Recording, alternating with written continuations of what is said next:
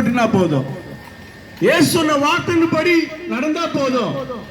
ஆண்டவர் இயேசு அதான் விரும்புறார். அதன்படி நடந்தா என்ன நடக்கும்? பெரிய நிம்மதி, ஆறுதல், சமாதானம், ஆமென், சந்தோஷம். இந்த இயேசு நம்மளோட கூட இருப்பாருங்க. இந்த இயேசு நம்மளோட கூட இருப்பார். ஒரு நாள் நம்ம விலக மாட்டார். இந்த இயேசு உங்களுக்குள்ள வர ஆசைப்படுகிறார், நிற்கிறார். நமக்காக ஜீவனை கொடுத்த தெய்வம். ஆமென். இருளைக்கு வாசப்பட நிற்கிறார். வேதனை தீர்க்க வெளியேந்து யாரும் வர மாட்டாங்க.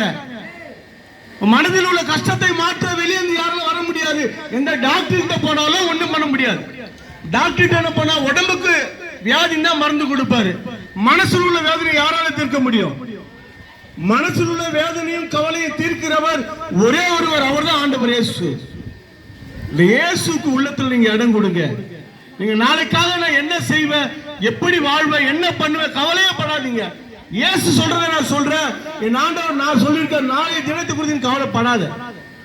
என் ஆண்டவர் இயேசு உங்களுடைய ஃபியூச்சர் அவர் பொறுப்பெடுத்துப்பார். உங்க வாழ்க்கையை அவர் பொறுப்பெடுத்துப்பார். என் ஆண்டவர் இயேசுவை மட்டும் நம்பிக்கையோடு நீங்க இருந்தீங்கன்னா போதும்.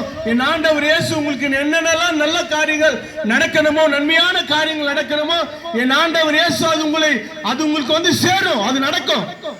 என் ஆண்டவர் இயேசு அப்படியே வாழ வைப்பார், அப்படியே ஆசீர்வதிப்பார். அவர் ஒரு நாள் கைவிட மாட்டார். மனுஷன் கைவிட்டுருவான். நான் கூட இருப்பேன்னு சொல்லுவாங்க, விட்டுட்டு போயிடுவான். நான் இயேசு அப்படி இல்லை.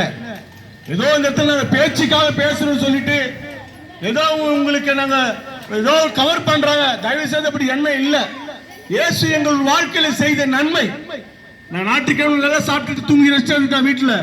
ஏன் நாங்க இவ்வளவு ஒரு பெரிய குடும்பமாய் வந்து உங்கள் மத்தியிலே சொல்றதுக்கு ஒரே ஒரு காரணம் என்னன்னா, இயேசு எங்கள் வாழ்க்கையில செய்த நன்மை. இந்த பைபிள்ல அழகா ஆண்டவர் சொல்லியிருக்காரு, நான் செய்த நன்மை இப்ப நீ சொல்லு. அப்படி சொன்னதால சொல்ல வந்திருக்கோம். உண்மையை சொல்றோம்.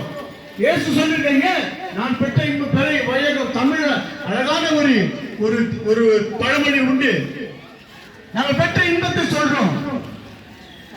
இயேசு ஒருவரே ஆமென் வாழ வைக்கிறவர். ஆமென். இயேசு ஒருவரே நன்மை செய்கிறவர். ஆமென்.